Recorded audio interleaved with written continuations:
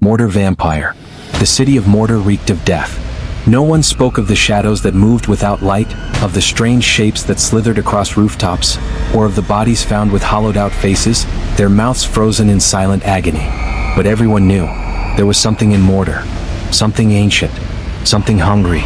Detective Alan Graves had spent years tracking murderers, but this case was different.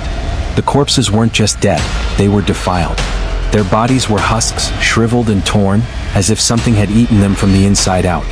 The worst part wasn't the missing blood, it was the expressions. Each victim's face was twisted into pure, inhuman terror, their jaws stretched unnaturally wide, their eyes burned black. This wasn't just a killer.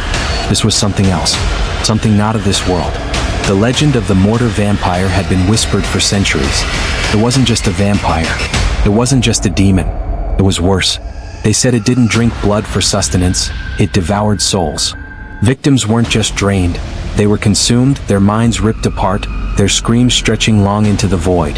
Those it didn't kill outright became hollowed husks, their bodies alive but their spirits missing, their eyes empty sockets of blackened rot. Graves never believed in folklore. Until now. His latest victim had been left in an alley, body twisted beyond recognition, spine snapped backward, mouth stretched in an obscene rictus of horror. And there was something else. Carved into the victim's chest, deep, jagged, and still bleeding, was a word. Come. It was an invitation. Or a warning. The hunt begins. The deeper Graves dug, the worse it got. Witnesses whispered of something crawling on walls, of shadows that moved against the wind. One woman, her mind shattered, kept mumbling the same phrase over and over. It has no face. It has no face. It has no face. Every clue led him to one place, the old cathedral at the city's heart. Once a place of faith, it had rotted into ruin, abandoned for over a century. People who went inside never came back. But Graves was no coward. That night, armed with a revolver, a silver dagger, and a heart full of rage, he entered the church. The moment he stepped inside, the doors slammed shut behind him.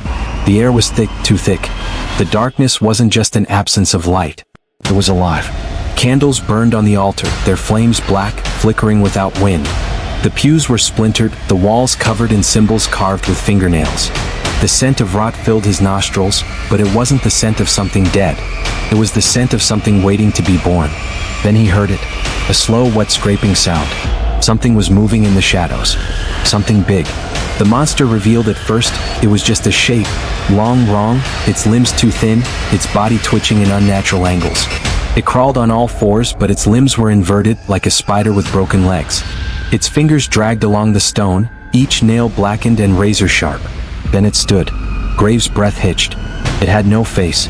Only a gaping maw stretching from ear to ear, lined with needle-like fangs that dripped with something black. Its skin was stretched impossibly thin, veins pulsing beneath the surface. And its eyes, God, its eyes. Hollow sockets. But inside them something moved. Graves raised his gun. "Stay back," he shouted, but the words sounded weak. The creature tilted its head.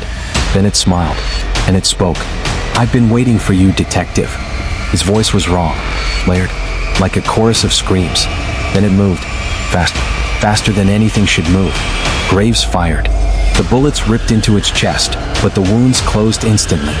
Black tendrils snaked from its flesh, wrapping around his arms, pulling him closer. The smell of decay filled his lungs. "I want to see what's inside you," it whispered. Then the fangs sank into his throat. Pain exploded through his body. But it wasn't just his blood being drained, it was more than that. Memories, his thoughts, his very existence. Images flashed before his eyes. His childhood, his mother's smile, his first love. Every moment of his life, ripped from him, devoured by the thing feasting on his soul. His fingers trembled, his vision darkened. This was how he died. But then, his hand brushed against cold steel, the silver dagger. With the last of his strength, he plunged it into the creature's heart. The scream that followed wasn't just sound. It was pure, raw agony. The vampire convulsed, its body warping, breaking apart.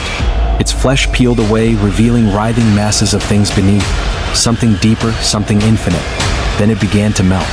Graves collapsed as the creature howled, its form dissolving into black sludge, its voice shrieking into the void. The shadows peeled away, and for the first time in centuries, the church was silent.